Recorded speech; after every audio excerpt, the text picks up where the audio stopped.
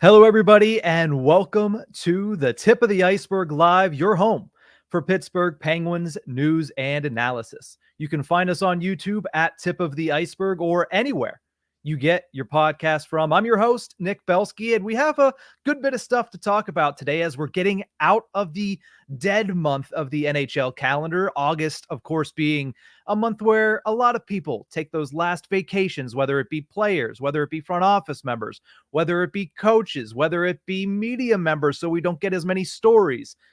It's coming to an end this week, and you're starting to see signs of life around the National Hockey League. Great things to see if you're somebody like me who has been itching to see some NHL action. A couple Penguins back in Pittsburgh. We'll talk about that.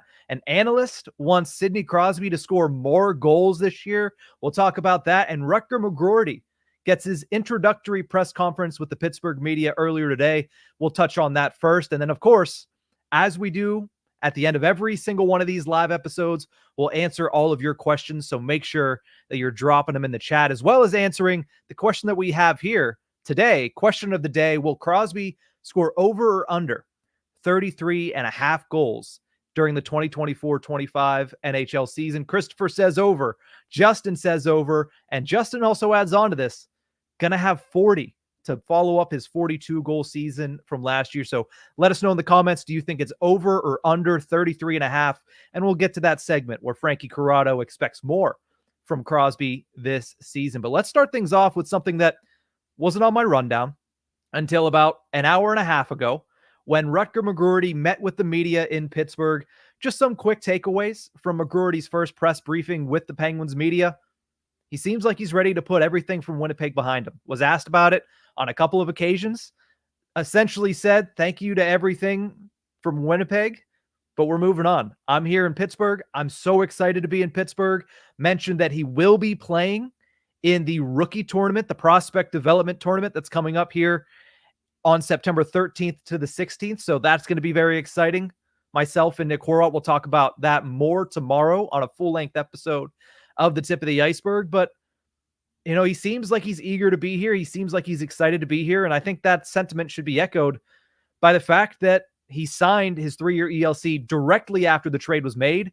And less than a week later, he's in Pittsburgh. He's on the ice. He was at a Pirates game, as he mentioned, on Monday. Unfortunately for him, it's not the Pirates of May or June, but it's the Pirates of August, which is not great. And again, sorry to Paul Skeens for what happened to him today.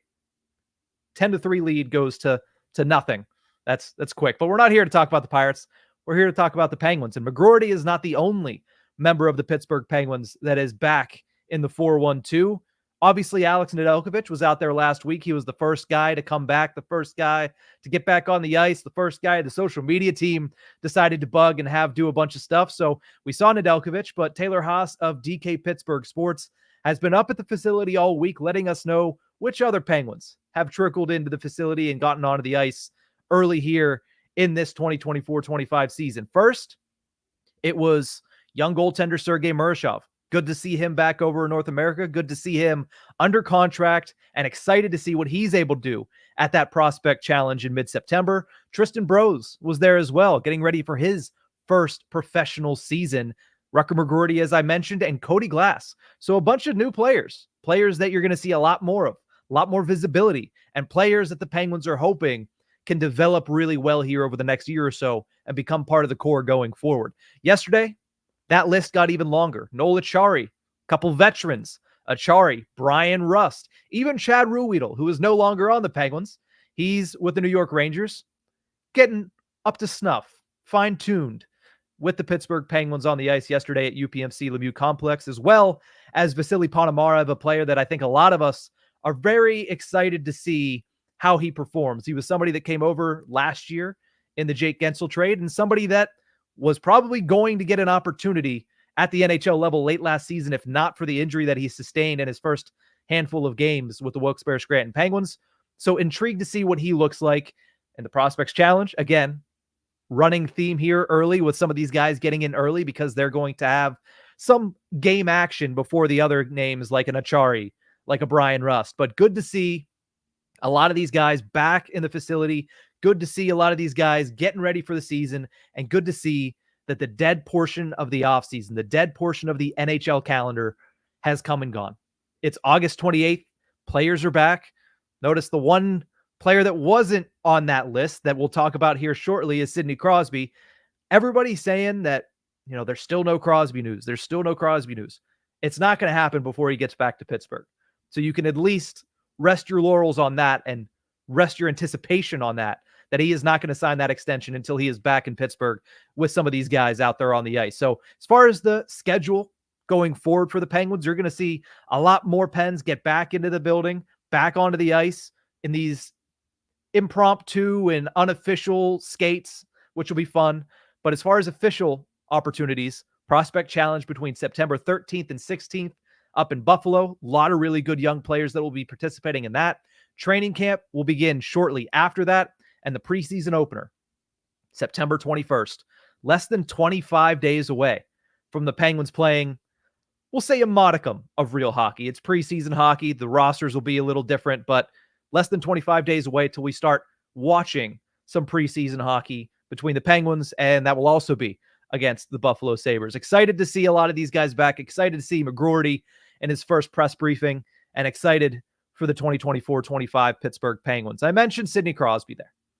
And before we go into the questions, which, like I mentioned before, let me know in the comments section any questions you may have if you're tuned in live here at the tip of the iceberg. The Penguins, they haven't finished top 10 in goals since the 2020-21 season. That was the bubble year where they won the made-up Eastern Division, and then they went into the playoffs and they lost to the New York Islanders. Since then, they've been outside of the top 10. They need a little bit more goal scoring, really from everywhere. Doesn't help whenever you lose a 40-goal scorer like Jake Gensel. And because of that, TSN's Frank Corrado wants Sidney Crosby to fill that gap. Here's what he had to say on TSN Sports Center. Quote, "He does not have Jake Gensel, and he didn't have him from the trade deadline on last year, and that's fine. But he might have to be a little more of a shooter. Maybe Sidney Crosby puts a little more onus into his own game, being a shooter, and if he's putting more volume at the net, chances are he's scoring a little more too."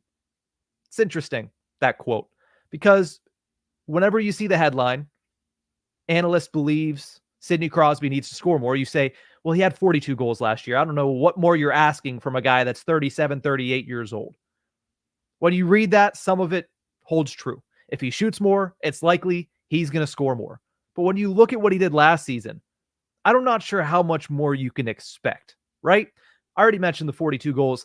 That is the most that he had scored since the 2016-17 season. Not to mention, on top of that, 10 power play goals, which was the most that he had scored since the 2018-19 season. And all of this reigns back to Corrado saying maybe Crosby needs to put a little bit more time into his own game, which I would venture to guess there is nobody, or at very least you can count on one hand the amount of people that put more time in than Sidney Crosby on their own game. But as far as being a shooter and opening up his own opportunities and scoring more goals, last year Crosby had 278 shots on goal, which was his most since the 2009-2010 season. So I'll ask again to Frank Corrado, what more do you want from Sidney Crosby? How much more should you expect from Sidney Crosby at the age of 38? Whenever I look at this team, and I agree, their offense needs to be much better. Their offense needs to be tenfold better. They need more scoring. They need to finish higher than 15th, higher than 12th. Shoot, it'd be nice if they finish top 10, and a lot of that's going to be the power play. But at the end of the day, at a very base level, they need more offense. I'm not putting that onus on Crosby, especially saying, well, he needs to kind of transition into a more selfish sniper type of player. He's going into year 20. That's not who he is. That's not who he's ever been. Can he do it? Yeah. He's scored 50 goals in this league before. He scored 40 plus goals last year. So I wouldn't be surprised if we went out there and led the Penguins in goal scoring. But as far as elevating the team, you need more from guys like Rickard Rakell. You need more from guys like, if he makes the team, you're going to need a pretty significant jump from Rutger McGroarty in his first season. You're going to need maybe some elevated numbers, some higher goal scoring totals from guys like Valtteri Puustinen, who had a large sample size, not a cup of coffee, 50 plus games last year and 5 goals. You need elevated numbers from him. You need, especially position-wise, some elevated numbers from that third line center role. Eller was good, great defensively, decent offensively. You need a little bit more point production from that. You're hoping to get that out of Kevin Hayes. Maybe you get that out of Cody Glass. The point being, I mean, I could throw it on Erik Karlsson too. Goal scoring from his position needs to be higher than it was last year. But again, point being, the onus of elevating the team's goal total is not on Crosby. The onus of filling the gap that Jake Guentzel leaves behind as a perennial 30 goal scorer and a almost perennial 40 goal scorer, somebody who always is on or around that mark. Filling that gap is not on Crosby. Yes, it's a team effort. Yes, he's going to have a hand in it. Yes, the power play is going to be a major reason for that, and Crosby is a major piece of that power play. But when you're looking simply at where you're going to find these goals, you need it from a Drew O'Connor, who was great last year for the Penguins, but you want to see him take another step forward, which you saw at the end of last season. And that's what's encouraging to me, specifically about O'Connor on an aside, is he had career numbers last year. Bar none, easy, way over top. But at the end of the year, you saw it start to click in the offensive zone. You saw it start to click with Sidney Crosby when he got more consistent playing time with him, knowing how to kind of control and use all of his assets to score goals. So you're going to need that to carry over. You're going to need it from him. You're going to need it from Puustinen. You're going to need it from a lot of other people. I have a hard time sitting here saying that the Penguins need Sidney Crosby going into year 20 at the age of 38 to get more selfish, to focus on himself a little bit more, to put a little bit more onus into his own game, is the direct quote, and become more of a shooter. It's not who Crosby is. It's not what Crosby's become a Mount Rushmore of hockey type player because of. Crosby has been one of the best players at adapting to his situation with his skill set and with what's around him. Do I think that he'll adapt and shoot the puck a little bit more? Yeah, because that's what he did last season. Because Guentzel, need I remind you, was injured before the trade deadline. He also was without Rickard Rakell, who was really good on his line for portions of the season. He also was without Brian Rust for portions of the season. He adapts. He does. So if he needs to score more, yeah, he'll probably score more. But I don't think sitting here and saying, hey, expect him to shoot the puck more, when last year he had 278 shots on goal. I don't think that one fits with the narrative. I don't think that one fits with what I'm looking for out of Sidney Crosby. And with that, I do want to get some of these responses that you guys put into the comment section here from our pinned comment on the live stream. Will Sidney Crosby score over or under 33.5 goals, which is the over-under goal total on FanDuel as part of the video that Corrado put out? I'm saying over. He's done so in 8 of his 19 seasons, and I do think that despite the fact that I went on this long rampage about asking Crosby to do more, I do think he does end up still following in what he did last year and being more of a target person.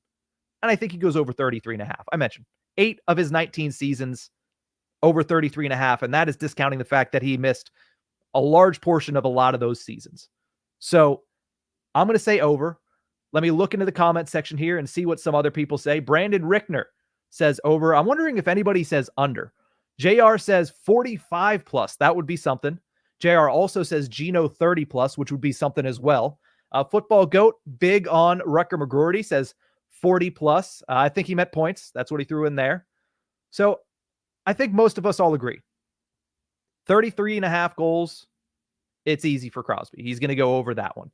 So with that in mind, Frank Corrado, don't mean to continue to go after you, but I will say this. If the Penguins are going to be successful this year, it's going to come, or if they're not going to be not successful, but if the Penguins are going to fill the gap that Guentzel left, which was the precipice of this entire conversation, it's going to come from other factors and other players.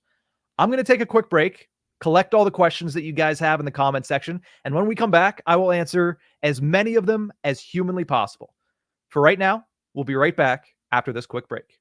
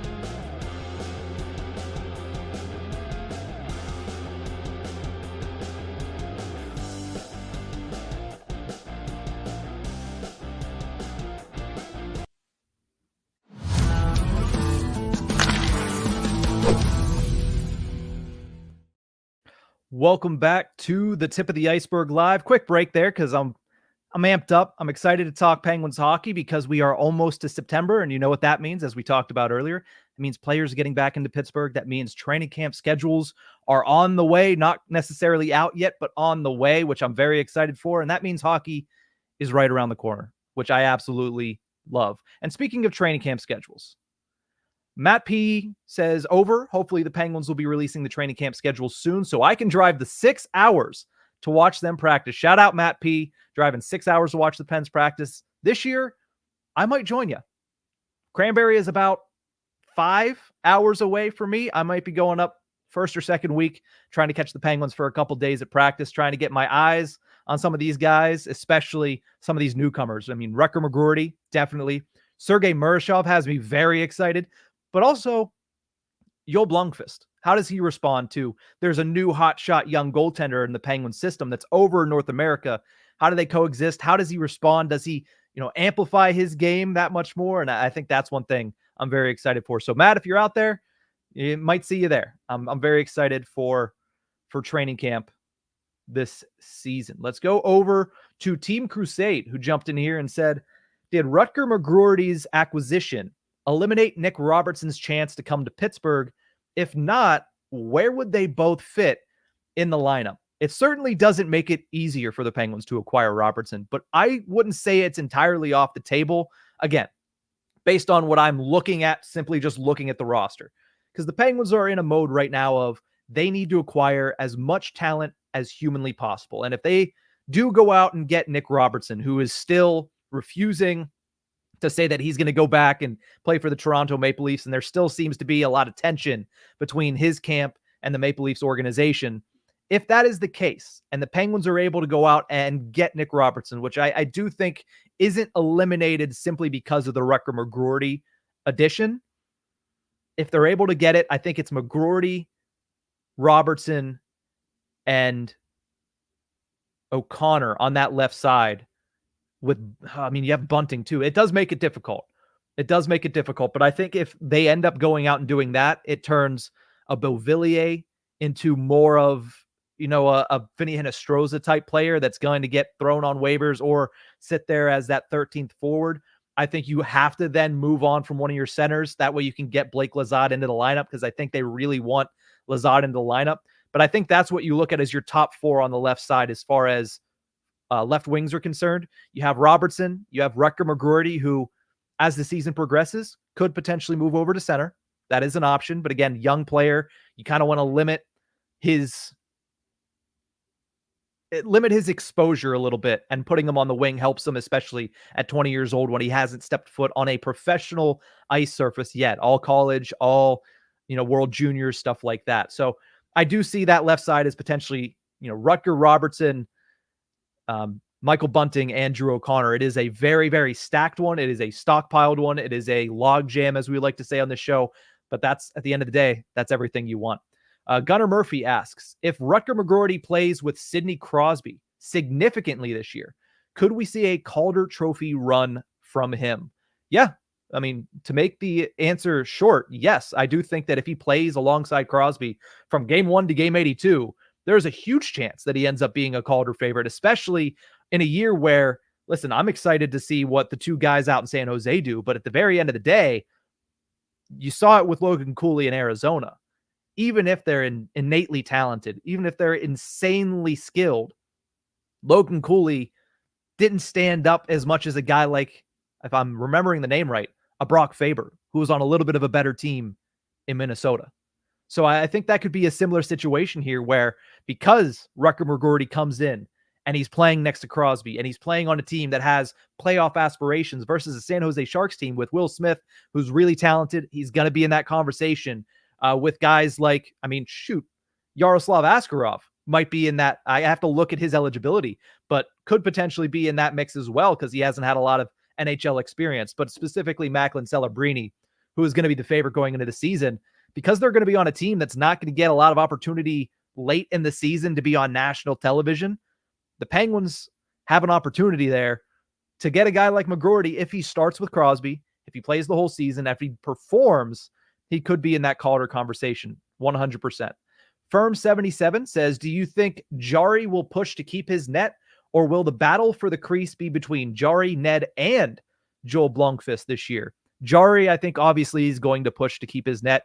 I find it very hard to believe that the Penguins would supplant Jari with Blomqvist unless a trade is made or figured out. But right now, doesn't seem like that's on the table. Seems like everybody's kind of pencils down when it comes to goaltenders in the National Hockey League. Askarov was a bit of an anomaly, similar to what Rutger McGroarty was. Hence the reason those were the two biggest trades made and the two biggest moves made in August.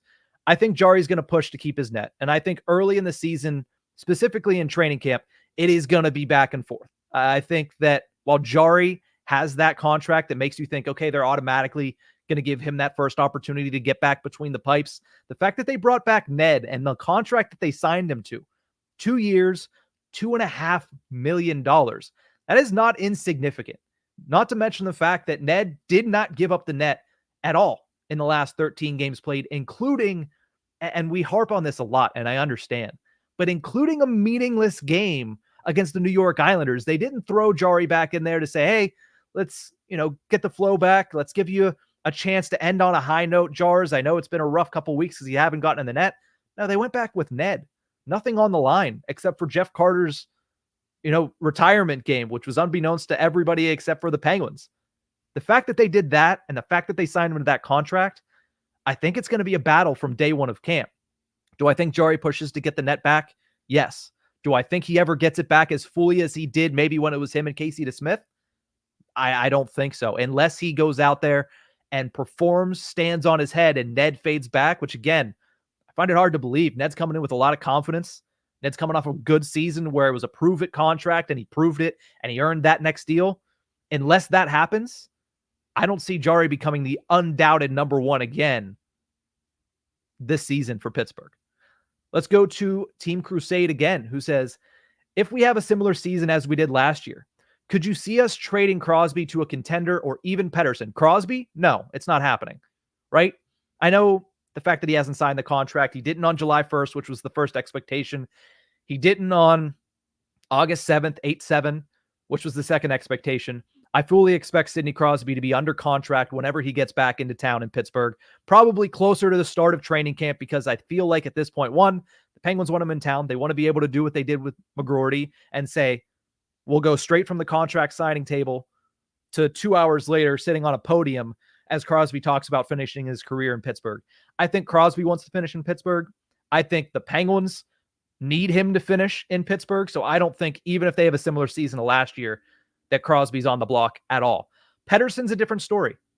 Marcus Pettersson, as of right now, does not have a contract past this season. He's a player that if the Penguins want to succeed in the short term, they're going to need Marcus Pettersson. But at the same time, if they're having a similar season to last year, and it looks like they're going to be either a bubble team or have to do some serious work, because let's not forget, when the trade deadline came, the Penguins were far out of it. They weren't right around it. They were far out of it because of how poorly they played leading into the trade deadline and even the week after the trade deadline. If they're in a similar situation and Pettersson isn't inked to a new deal, I could see him being on the trade block, and that might be the biggest trade piece the Penguins have all season long, to go out there and restock the cabinet, which is what Kyle Dubas has been doing all offseason. The only move that has kind of spit in the face of that is Rutger McGroarty, but even that, you're bringing in a 20-year-old. So it doesn't really spit in the face of it as much as it stands in both worlds, as I talked about last week when talking about McGroarty. That Rotten Egg says, do you think we'll see Isaac Beliveau in Wilkes-Barre this season? That would be the natural progression, but what I'm looking at in Wilkes-Barre is a very, very crowded left side. If I'm not mistaken, and I'm going to double check this right now because I don't want to give you guys faulty information, Isaac Beliveau is a left-sided defenseman, or at the very least, a left-shot defenseman, which I don't know why it's not showing up right now. Yeah, he's a lefty. You look at the Penguins minor league system, the lefties that they have, the guy from San Jose that they brought in last week, that if the name's not in front of me, I'm not getting it right now, Nikolai.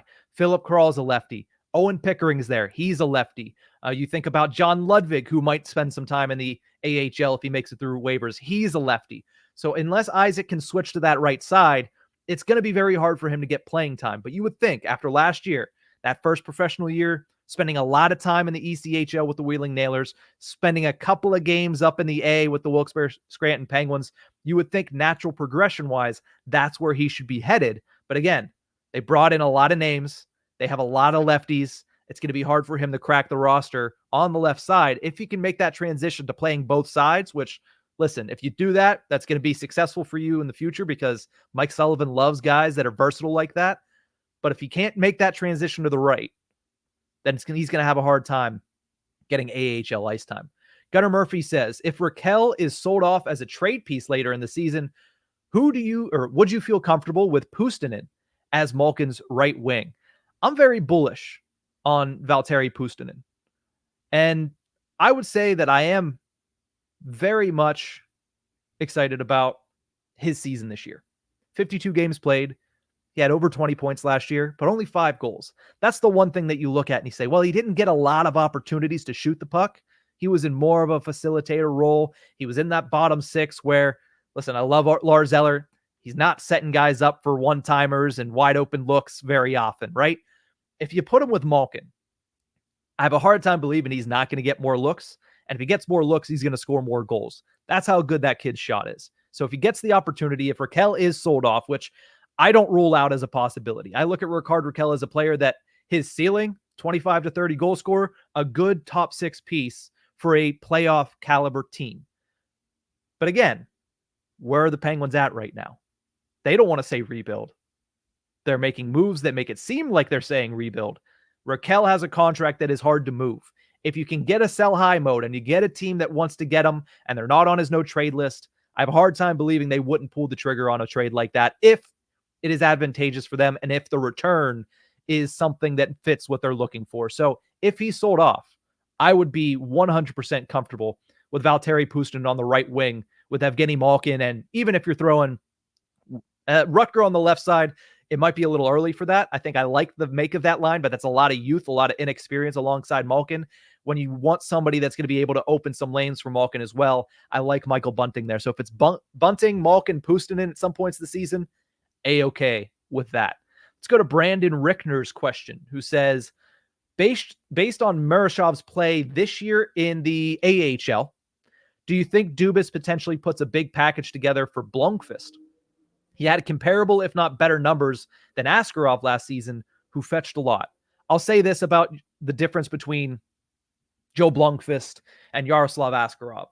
Askarov, for a long time, has been considered one of the best, if not the best, goaltending prospects in the National Hockey League. He had that buzz around him from the jump whenever he was drafted by the Nashville Predators. I think that is a lot of what went into the amount that they got back for him. And by they, I mean the Predators. And I also think a lot of that was San Jose saying, we're fully stocked. We want to make sure we get this guy. Because that's the one thing they didn't have was a blue chip goaltender that is NHL ready, yet young enough to where you can build that future around him. He fit exactly what San Jose needed. So I think that played into the return as well. San Jose was shelling out the world to make sure that they were able to get this kid. So now they have a really good young core with Askarov in net, Celebrini coming over at the forward side of things, as well as Will Smith. There's a lot of good young players over there. They wanted that goaltender. That's a huge piece to get. They overpaid to get him a little bit. But again, when it's that type of goaltending prospect, that's why it fetched a lot. So as far as if Murashov plays really well this year, do I think Dubas would move on from Blomqvist? I don't think he should. Right? The Penguins moved on from Calle Klang in order to get Rickard Raquel, but I don't think you should be trading away young talent, especially goaltenders, which, remember, goaltending is already fickle in the NHL. You add on top of that goaltending development, it's hard to judge. Obviously, Murashov, extremely impressive in Russia. Extremely impressive in Russia. And so far, everything over on North America has followed suit. He has looked very good. Even these practice sessions that he's doing right now before training camp, he's looked very good as well. But even if he has a great year, like Blomqvist did last season, I don't think you should be going and trading away your best goaltending prospects. Really, your only 2 great goaltending prospects whenever there is still so much uncertain about the NHL goaltenders. Do they trust Jari to finish out that contract, or are they going to try to trade him? Nedeljkovic is not young, right? He signed that 2-year deal. That'd be a great 1A, 1B with a young goaltender deal, but I think you let it play out, and I don't think you pull the plug on either of them if one of them supersedes the other this season. Peter Swistalk asks, I know Jesse Puljujärvi is getting lost in the shuffle, knowing that he probably won't make the lineup. Does he play in the AHL? If he makes it through waivers, he will. If he makes it through waivers, then I think he starts the season in the AHL. I find it hard to believe that he's going to be buried there. It might be based on whether or not the Penguins have injuries and need to fill a role. But watching what he did last year, I have a hard time believing the Penguins don't want to try to at least put him in a decent position going into training camp. And I think that he's a guy that fits the mold that their bottom six needs. Obviously, his finishing has been an issue his entire career, but he does everything else leading up to that point exactly the way Mike Sullivan wants it to be done. So while they did kind of reinvent the wheel and reinvent the bottom six, I have a hard time believing Jesse Puljujärvi won't get some opportunities in camp to put himself in a decent spot on the depth chart. I don't think he makes the team out of camp if I was putting it together today, but I think he's right there. And if he makes it through waivers, 100% the Penguins should keep him stashed in the AHL. I don't know if there's going to be a trade that's going to be advantageous enough for them to pull the trigger on it. So I would be perfectly fine. I know it stinks for him a little bit, but if they're able to put him in the AHL until they need him, that would be great for the Penguins. Mac Brunson asks, did you watch Rutger McGroarty's press conference? Excuse me. On DK Pittsburgh Sports. The Penguins also put it out on their Twitter. So if you don't know what I'm talking about, 7-minute video. Rutger McGroarty introductory press conference is up there on the Penguins and apparently on DK Pittsburgh Sports as well. I did watch it just before jumping on here. I mean, the kid had everything right to say. Appreciated everything that the Winnipeg Jets did for him. Essentially answered the question as in, they handled this professionally, they being the Winnipeg Jets, but he's looking forward to his time in Pittsburgh, which I think is the only thing you could say in that aspect. And he just seems overall very excited to be with the Penguins. Those were my takeaways from him. And we'll talk about it more tomorrow when I have my co-host Nick Horwat with me. But again, it just builds the anticipation a little bit more, seeing him, answer all the questions the right way, which you expect from a guy that is, a Michigan man, whatever that means, but also a guy that has been in a leadership role in a lot of the places and a lot of the stops that he's been. You expect him to be able to answer those questions, especially, when you have the time to prepare for it and when these questions are going to come. So, yeah, obviously very excited for Rutger McGroarty, and I thought he answered everything the right way today. Firm77 throws another question in here as I continue to look. Ask your questions if you have them. I'll try to answer as many of these questions as possible before heading out here today. Firm77 says, all the hype the past year plus from Jaeger. Yes, McGroarty is more NHL ready, but do you see Jaeger living up to his potential with the Jets? I do. I do. The one thing about Braden Jaeger is a couple years ago, he was nowhere near the level of prospect that he is today, but he has consistently been able to grow year over year, and not just grow a little bit and not just grow physically, but grow in his game in such a massive way. His draft year, the one thing he really wanted to do was make sure that he was better as a 200-foot center. He wanted to be better in the defensive zone. And that's why he dropped a little bit. And that's why the opinion on him dropped a little bit. But he added that aspect to his game, an aspect that right now you're looking at the NHL, and that is massive for young players to be able to come in and be that good 200 feet the entire way. You look at a guy like Patrice Bergeron, who made a living off of that, and they should rename the Selke after him because that was what he was able to do. Plus goal scoring, plus point production, and tremendous top-of-the-line defense. He was a captain. He was a number one center for many years. Jaeger added that to his game. The goal-scoring numbers went down, and the Penguins took advantage of that, drafting him in the lottery still, but at 14th overall. And then you look at last season, he pulled it all together. The offensive numbers went back up. The defensive performance was still there, and he changed and got that much better last season as well. I have no reason to suspect that it's going to change any differently now, especially since he's going back to Moose Jaw, a team that's looking to defend their WHL championship. So yeah, I would be surprised if he didn't live up to his potential. Right now, I think his potential is middle six, maybe second line center, and everything that he's shown up to this point has proven that he can continue to grow and potentially become that. Let's go over to Brandon Rickner, who says, with a lot of fringe prospects that could leap into the lineup due to potential injuries, but could make an impact with the opportunity, could we be buyers and sellers at the trade deadline. Yes, the Pittsburgh Pirates method of this year that certainly did not work. But I could see it for the Penguins. It kind of fits the mold. I could see them adding a piece, but again, it would have to be similar to the Rutger McGroarty situation or similar to more so the Kevin Hayes situation and the Cody Glass situation, where there's a player on another team.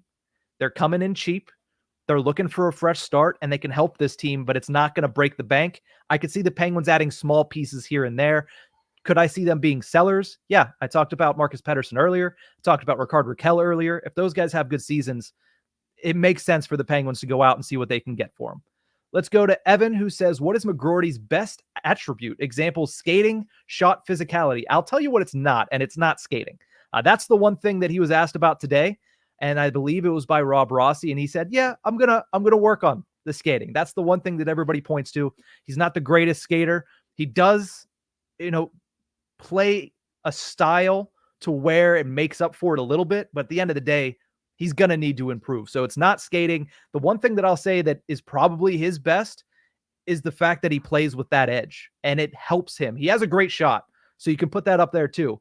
But it's kind of the physicality that you're talking about here, Evan. It's the fact that he likes to get into the muck. He likes to get into the physicality, and I think that's going to lend itself to him being pretty successful in the NHL. Jay wants to know, is there any new info on Crosby and the contract talks? No, there isn't. And as I mentioned earlier in the show, there's not going to be until he gets back to Pittsburgh, which might be in the next week or so.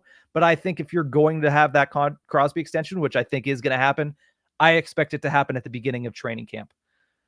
Mac also asks, if you were the GM today, what are 3 moves that you would make? One of them would be